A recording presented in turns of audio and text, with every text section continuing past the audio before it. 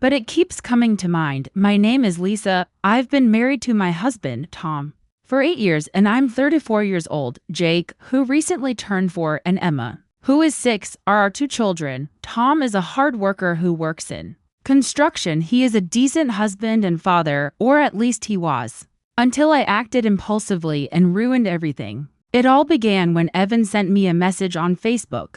You know how when you hear the expression, the one who got away, everyone thinks of that one person. That's Evan to me. I believed we dated while attending college in Virginia. He always appeared just out of reach, had that beautiful chuckle, and was charming. In hindsight, I realized he primarily took advantage of me financially, but I chose to overlook it because I believed I loved him. I froze when I saw his name appear on my phone.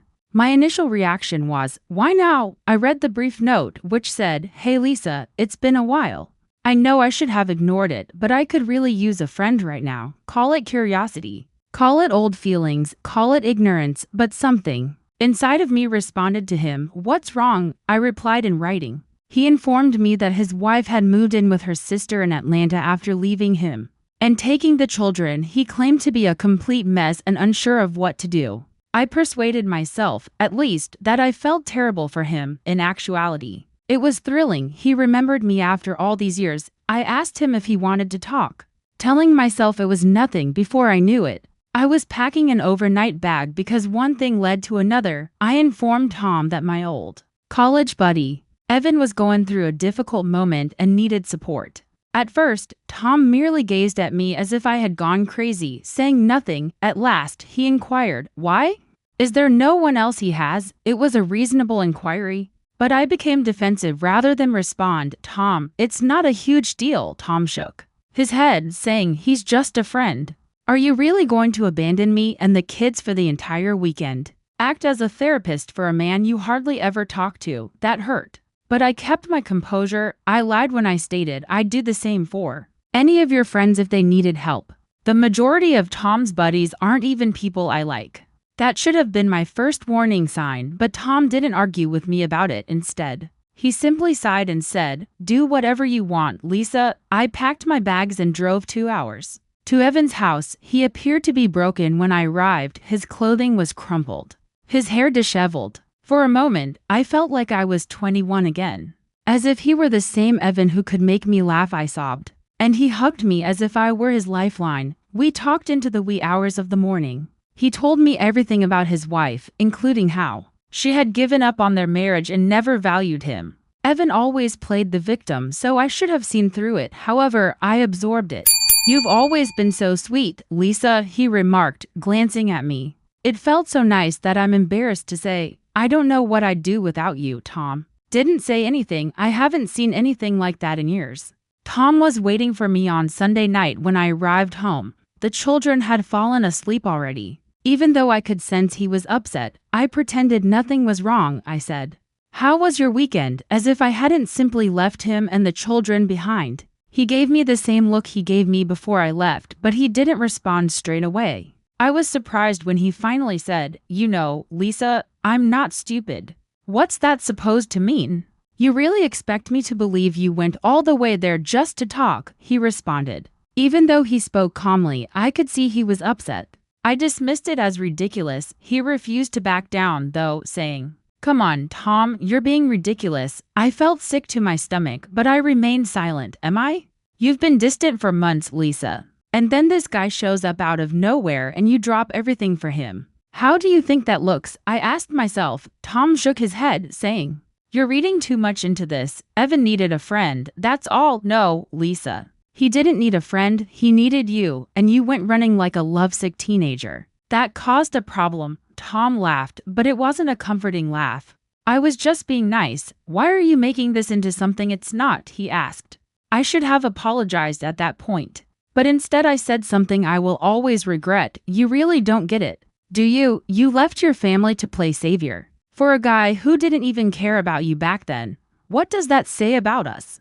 Maybe if you paid a little more attention to me, I wouldn't have to find it somewhere else." Tom simply looked at me as if I had smacked him, then left without saying anything more. After Tom left, there was an intolerable silence. I tried to tell myself that I hadn't just blown up my marriage in one reckless moment as I sat on the couch and stared at the blank TV screen, but I couldn't shake the fact I knew that I had gone too far. I wasn't prepared to acknowledge my mistake, though. Tom hardly talked to me the following morning. Without saying goodbye, he prepared the children for school and departed. In my heart, I knew he had every right to be angry, but I wanted to blame him for being aloof and excluding me. By midday, I was pacing the kitchen while mentally reliving the dispute.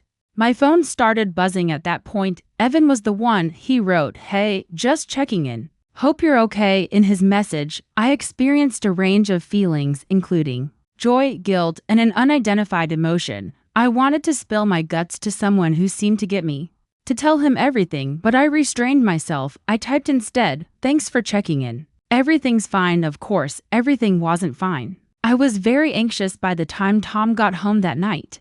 Cleaning was my attempt to divert my attention, but all I could think about was the way he had stared at me the previous evening, as if he had forgotten who I was. It was a stressful dinner. Unaware of the impending conflict between their parents, the children were chatting away about their day when the children asked him a question.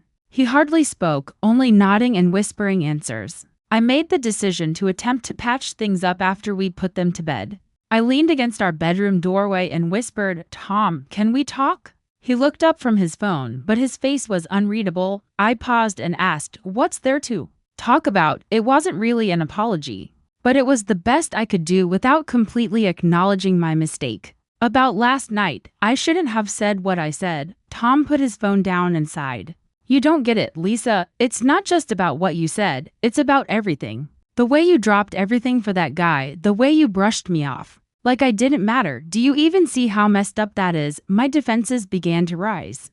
"Because it is a big deal," he said, his voice finally breaking. "I was just trying to help a friend." "Tom, why are you making this a bigger deal than it needs to be? You didn't even think about how this would affect me or the kids or our marriage. You just did what you wanted, like you always do." That caused a stir. My response was, "That's not fair. I've done plenty for this family. I put my life on hold to raise these kids while you're out working all the time. And now you're acting like I'm the bad guy because I wanted to help someone who was there for me when I needed it." Tom was staring at me with a tight jaw. I felt the pain of his words, but I wasn't prepared to acknowledge that he could be correct. "Evan wasn't there for you, Lisa. He used you, and now he's doing it again. And you're too blind to see it." With a trembling voice, I answered, "You don't know him like I do." Tom gave a sour laugh. I wasn't sure how to react when someone said, "No, but I know you, and I know you've never been good at seeing people for who they really are." In actuality, I had already begun to wonder why I had visited Evan's apartment in the first place. Was it genuinely to assist him, or the sense of importance and significance he gave me? Tom left the room as the argument came to an end. He simply left without yelling or slamming the door, and for some reason it felt worse.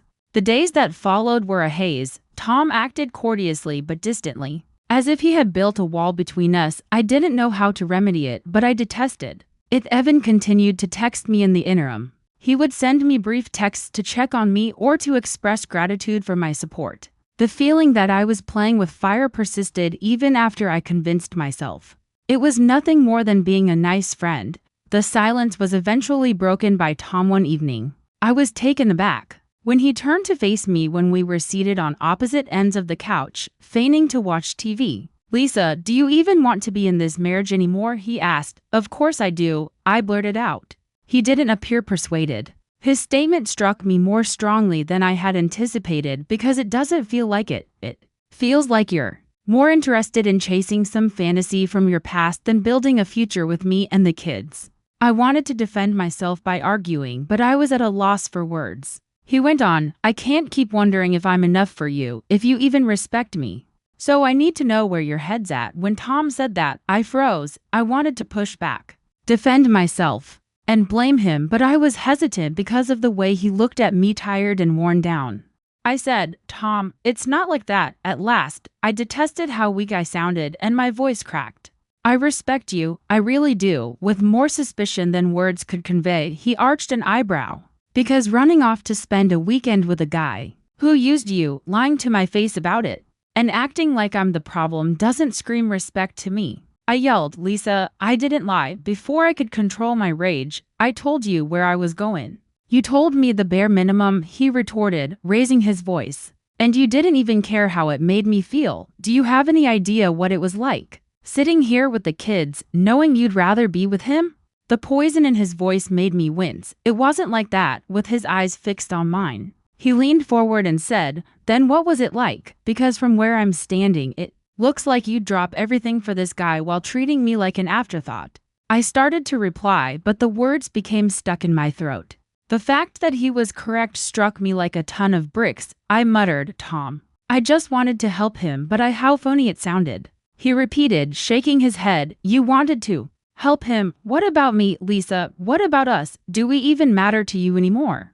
My chest tightened at the I didn't care. Of course you matter to me. You and the kids are my whole life. Then start acting like it, he stated icily. I reacted angrily to his hurtful remarks rather than offering an apology. You know what, Tom? Maybe if you didn't spend every waking minute working or zoning out in front of the TV, I wouldn't feel so. His voice was dangerously low as he interrupted. So what? Unloved, unseen? Spare me, Lisa. I'm out there busting my ass to give you and the kids a good life while you're off chasing some pipe dream with a guy who didn't even stick around long enough to buy you dinner back in college. It was excessive. I yelled, how dare you throw that in my face? You have no idea what I went through back then, he retorted.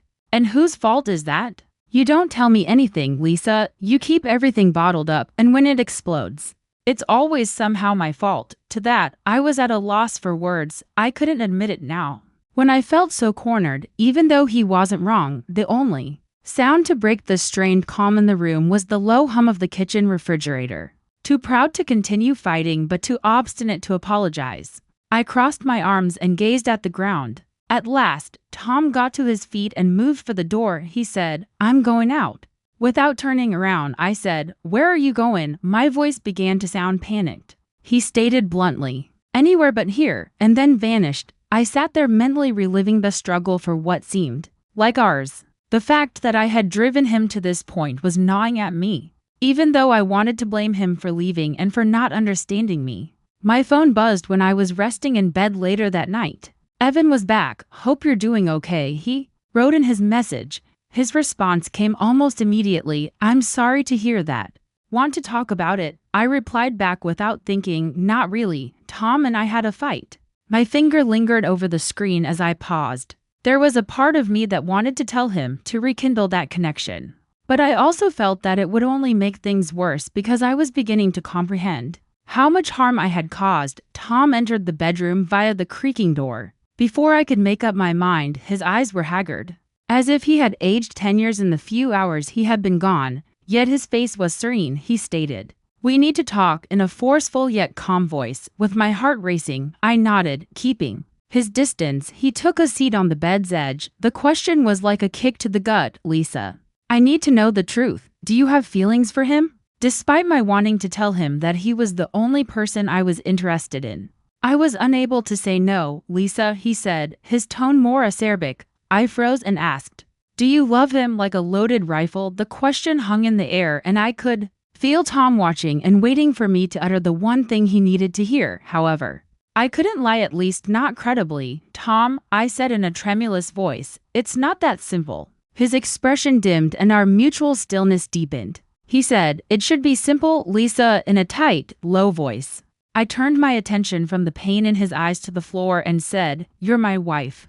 This should be the easiest question in the world. I care about you, Tom, I really do. But his voice broke as he interrupted. I confessed, but I don't think I love you the way you want me to. Before I could stop myself, the room became silent, blinking as if he had just been slapped. Tom sat back. Wow, he eventually exclaimed, laughing bitterly. I guess I got my answer. I hastily added, it's not that I don't love you at all, trying to lessen the damage. Tom's hands clenched into fists and his jaw tightened as he said, I don't know if I ever loved you the way I was supposed to. I paused, my thoughts racing. What does that even mean, Lisa? What the hell are you saying? When we got together, things were complicated. You were stable and dependable, and I needed that. But you weren't. His voice rose as he screamed. I wasn't. I swallowed hard as the heat rose to my cheeks. It wasn't your first choice? Is that what you're trying to say? I asked. He got up and paced the room, yelling, Tom, you knew I had baggage. You knew I wasn't over Evan when we started dating, and I thought we worked through that. I thought we built something real. Was I just some consolation, the reward? The genuine agony in his voice made me flinch. I said faintly, it wasn't like that, but I knew it wasn't really accurate even as I said it. Then, Lisa, how was it? His voice cracked as he demanded from my vantage point. It appears that I was your safe choice, the man you chose since the person you truly desired didn't want you. I couldn't completely deny it. In actuality, Tom had consistently been my backup plan. My first wild, passionate fling who gave me a sense of life was Evan. If it didn't work out, there was another guy, Ryan, who had captured my heart but left when things became too serious. And then there was Tom, sweet, trustworthy Tom, who gave me a sense of security when my life was unraveling. With tears in my eyes, I whispered, I didn't mean for it to be like this. He continued, his voice brimming with incredulity. That's your excuse. You didn't intend for things to turn out this way. You only have that, I added defensively. I didn't ask Evan to return to my life, Tom retorted, but you invited him. And even though you knew it would hurt me, you allowed him to remain in your heart and mind. I had no idea how to react to that. He was correct, but it seemed excessive to acknowledge it. Suddenly, in a flat voice, he remarked, I think you should go. What? Stunned, I inquired. With red but determined eyes, he continued, I can't do this anymore, Lisa. I don't deserve to be someone's fallback option, and you don't truly love me. I reached for Tom and pleaded, please, but he stepped back out of my grasp. No. He answered firmly, whether you know it or not, you've made your decision, and it's not me. When the situation's actuality reached me, I felt my chest constrict and terror rise. How about the children? I asked, unable to find the answer. He remarked that they should have parents that treat each other with respect, and at the moment, we don't do that. I experienced a mix of feelings as he left the room, including sadness, remorse, and rage, but the most intense was an odd sense of relief. It was done. Picking up my phone, I gazed at Evan's most recent message. I was hesitant to text him to tell him everything. I began to question whether I was doing something wrong for the first time. That evening, Tom returned. It caught me off guard. I assumed he had finally had enough after everything, but there he was, standing at our bedroom doorway, his shoulders hunched as though he was bearing an unfathomable burden. He murmured softly, avoiding eye contact, I've decided I can forgive you after giving it some thought. I didn't know how to respond, Lisa. There was a part of me that felt relief, but there was also a darker side that I couldn't even acknowledge to myself. After all, I didn't deserve his forgiveness. Tom, I began, my voice trailing off. But he stopped me with a wave of his hand. His voice was tired and low as he said, I'm not doing this for you, for the children and what we had. I'm doing it. I may be an idiot, but I don't want them to grow up in a dysfunctional household. His remarks hurt, but not in the way I had anticipated. Something inside of me nearly desired. I wanted to cry and regret what I had done, but it was quite simple to push the guilt away. Even when I said, I won't do it again, Tom, I could feel the hollow weight of my words. In all honesty, I had already done it. But I wasn't going to tell him or anyone else. Tom put his arms around me and held me like he hadn't just learned the truth and realized that I was the one who had harmed him. Despite a tiny part of me knowing that I had already crossed a border that would never be removed, I allowed him. I gave him the impression that I was still the same wife who cared about him and loved him. In actuality, though, I wasn't. It hadn't even been about Evan. The affair hadn't been a what-I'm occurrence. It was all about me. About proving to myself something I wasn't prepared to acknowledge. Tom was a decent guy. Perhaps the issue was that he was trustworthy, reliable, and loyal. He was my third pick, even though I didn't love him as much as I should have. I continued to pretend because I needed him. He would never know the truth. It would accompany me to my grave, however. That he would never truly be enough while I lay there in his arms. I would always desire something else, regardless of how hard he tried or how many times he forgave me, and my darling, gullible husband, Tom, would always be the one who had faith in me. He would constantly try to make things right and put things right. However, he was no longer able to. I closed my eyes and reflected on Evan and how it had felt to be with him once more. as he fell asleep next to me, his breathing steady and gentle. And I secretly knew that I would always be searching for more. Regardless of what I told Tom or how much I pledged to put things right, the worst betrayal of all, though, was that I would never let Tom know. I would always keep it a secret.